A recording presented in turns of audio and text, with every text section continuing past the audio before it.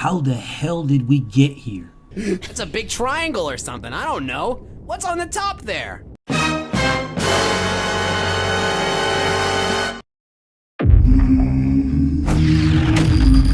Straighter. Yep. That roundhouse right hand. And that's what we've been talking about. The straight shot. The one where he gets leverage on it.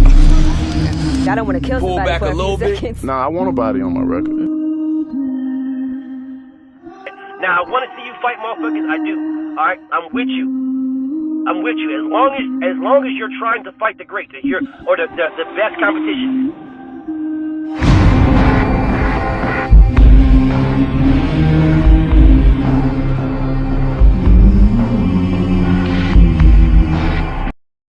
So let's do Jaron Boots Ennis's box rec.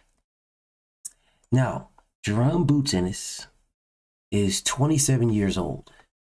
He's 5'7". He's an orthodox fighter, but of course he can switch hit. Got a 74-inch reach, and 33 of his wins. He's got 29 knockouts, which is an 88% knockout ratio. If you look at BoxRec, he's got a 5-star rating. That 5-star rating, for some strange reason, they talk about his level of competition being 5 stars, which, whatever.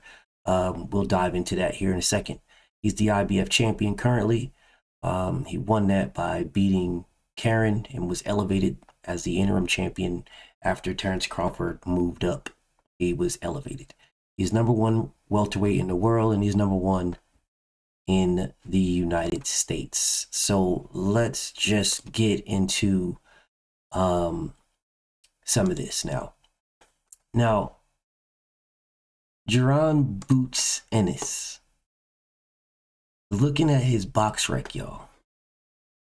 Gotta start from the beginning, like you do with everything else.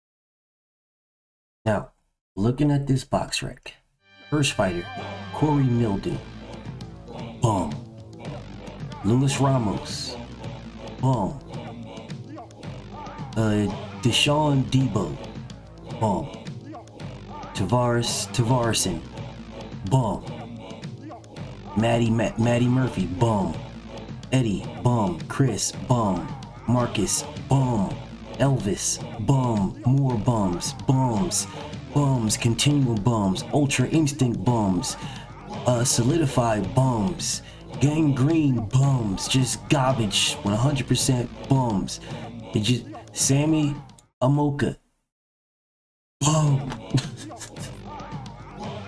Mike, my astronaut. Boom. Then he fought Armando Alvarez, y'all. Armando Alvarez. Well, let's look at Armando Alvarez, shall we? Let's take a peek at Armando Alvarez. Armando Alvarez is 20-2 with 12 knockouts. He lost to Leviathan Navarro and Boots. Before that, God mode, Ultra Instinct, Sammy Sweet, piping hot, bums.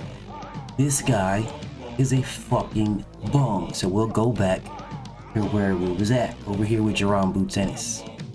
Because he beat this man for the WBC silver welterweight title, which leads me into wondering why he didn't just stay the WBC route, because that was the first place he was ranked. Whatever. Let's keep it pushing. Raymond Serrano, step up, bum. Franklin Yamama, step up, bum. Another step up, bum. Boktav, or you blah blah blah, step up, bum. So this guy right here, Juan Abreu. This is the guy that's in my intro. This is that beautiful counter uppercut that he landed on Juan Abreu. When he fought Juan Abreu was not ranked in absolutely nothing. Absolutely nothing. Wasn't ranked at all. Nowhere. But what made Juan Abreu someone that we can say is a good fighter for Boots? Well, here is Juan Abreu. So if you look down at Juan Abreu's resume,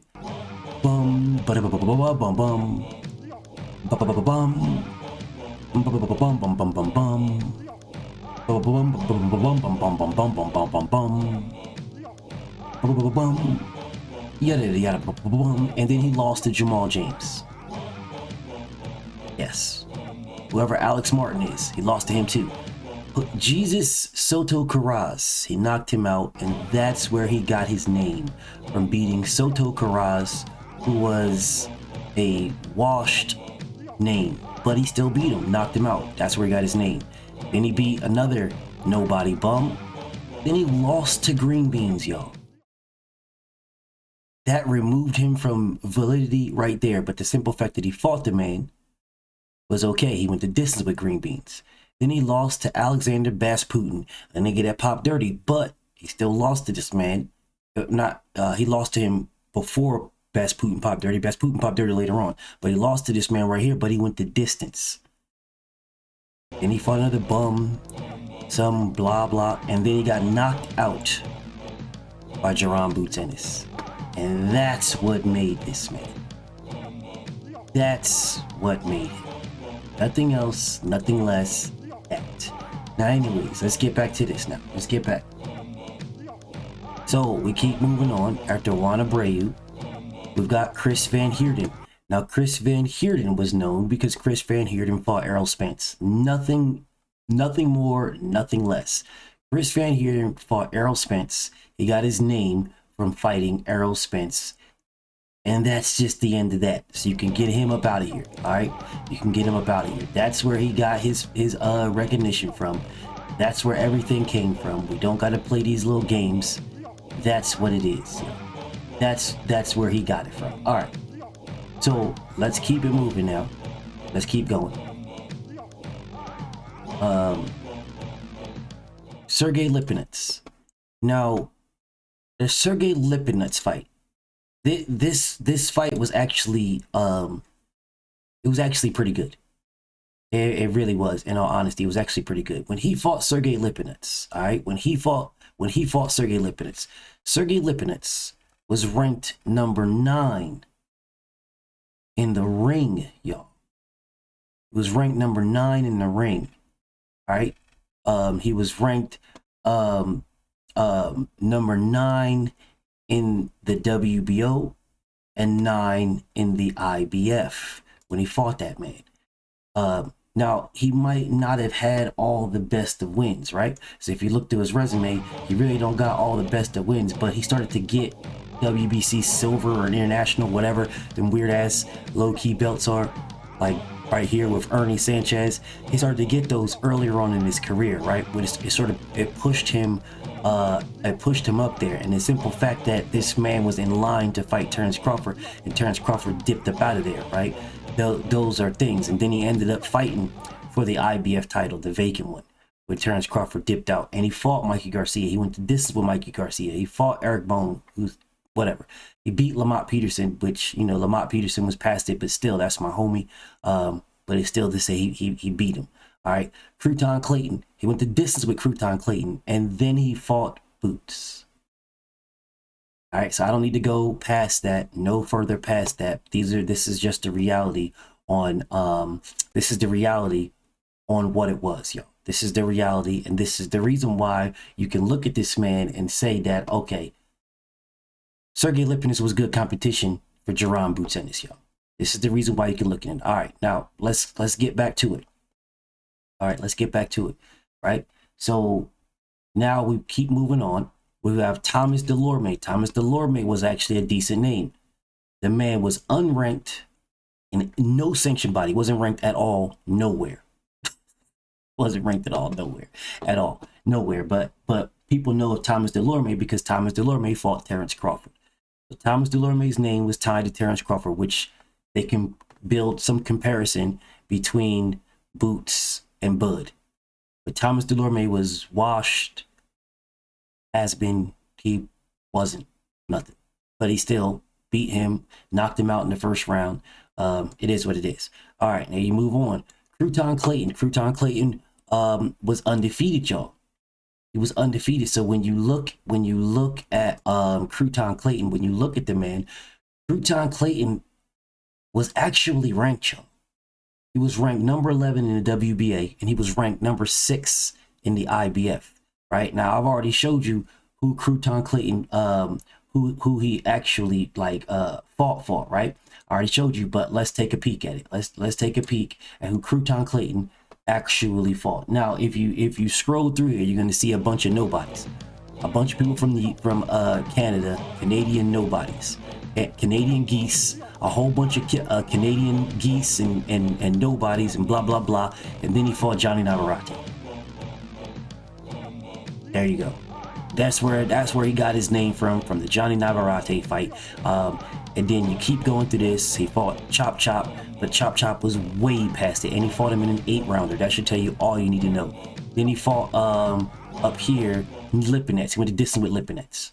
Right, so having some names on his resume, although they might be old, and then he fought Boots and got annihilated. All right, now although the names may be old, he still fought them, y'all. He still fought some old names, and he still got an okay victory.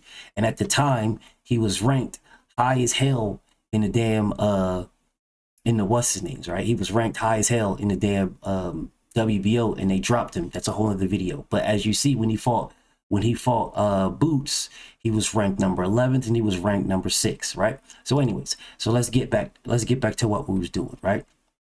Let's get back to it. So we're gonna keep it pushing, right? He beat Crouton Clayton, and then after Crouton Clayton, he fought Karen. We'll double tap on Karen. We'll go back to him in a little bit. All right, we're gonna go back to Karen in a little bit. We're not gonna address him right now. We'll go back to him in a little bit because he fought him twice. This was the first time. I'm gonna bundle them together, the first and the second time. But let's move on. Then he fought Roman Villa. Now, when he fought Roman Villa, right? When he fought Villa was also ranked number 11 in the IBF, and he was ranked number 10 in the WBC. Right? So he was ranked both of those. He was ranked in both sanctioned bodies, which to me, I don't understand why the man didn't stay in the WBC route, because, you know, the WBC was, but whatever. That was his first one. But, you know, I guess with the Sergey Lipinets, where he was ranked higher than whatever, it is what it is. This is what he did. So when he beat Villa, he beat an IBF number 11 and a number 10 WBC ranked fighter. All right. So Villa was another name that they looked at as good competition for Jaron Boots Ennis. All right. Now, if you look at Villa's resume, if you look at who this man fought, right? If you scroll down to the bottom, bum bum bum bum, ultra instant god mode bums, highest priority level order bums, straight bums, bum bum bum bums, no names, all straight bums, a whole bunch of bums, like masterful bums, like spectacular bums, god level ultra bums. And then he lost to Speedy Rashidi Ellis. So, but he fought Ellis, but he lost to him, and then he got knocked out by Jaron Boots Ennis. Now, I don't know why this man was ranked number 11th or number 10. I don't know. Didn't fight anybody until he fought Speedy Rashidi Ellis and lost. And then in his very next fight, he got knocked out. But, you know, whatever. Needless to say, people are going to say what they want to say, but, you know, it is what it is. Let's get back to this work. Let's get back to doing, what we were doing. Now, going back to Boots, after he fought Roman Villa, his next fight was against David Avanesian. Now, David Avanesian is another one, y'all. David Avanesian was ranked number 14 in the IBF and number 4 in the WBC when he fought Jaron Boots Ennis, y'all. He was ranked number 4 in the WBC when he fought Boots, and everybody's like, number 4? Didn't Terrence Crawford just blah, blah, blah? Yeah, Terrence Crawford did just blah, blah, blah. And he was still ranked number 4. Why? Don't know, but he was. So he's an IBF number 14 and a WBC number 4 ranked fighter. That's what he was. Now, I don't know why, but whatever. So if we're looking at this man is old as hell. This man started fighting in 2009. We are in 2024. This man has been fighting for damn near 20 years. Andrei Klimov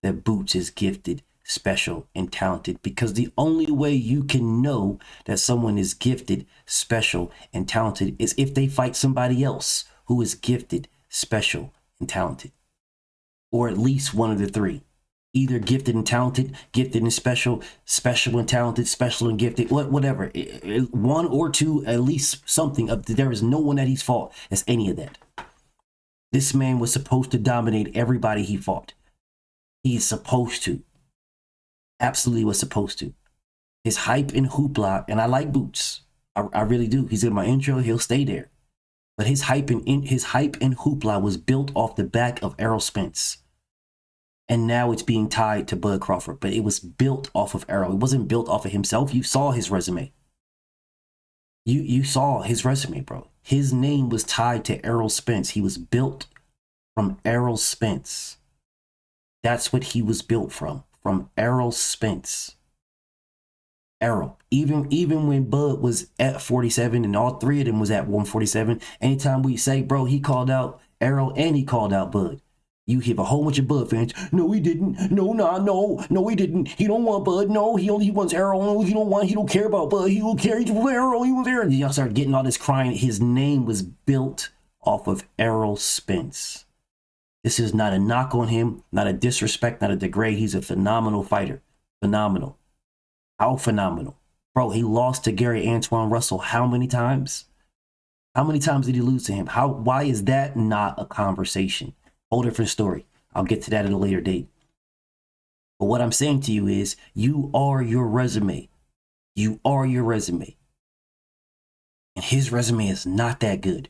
I'm not saying that he's not good. I believe he is the goods. I believe it. I do not know. You are your resume. That's what you are. Just like they say, you are what you eat. Okay, well, I just showed you his food. That's what he is. I just showed you his food. Phenomenal fighter. I believe I believe this and believe that and believe whatever I want to believe. But what I just showed you is what I know. That's what everybody knows. You can say about how skilled his hand speed is and his footwork and blah, blah, blah. Yeah, but all of that is against these guys. All of that. All of that is against Sergey Lipinets, David Avanesian, of which that fight he was getting clipped by David Avanesian. And then against a nigga named Karen, who was doing really good, arguably beat him. That's his food. That's who he is.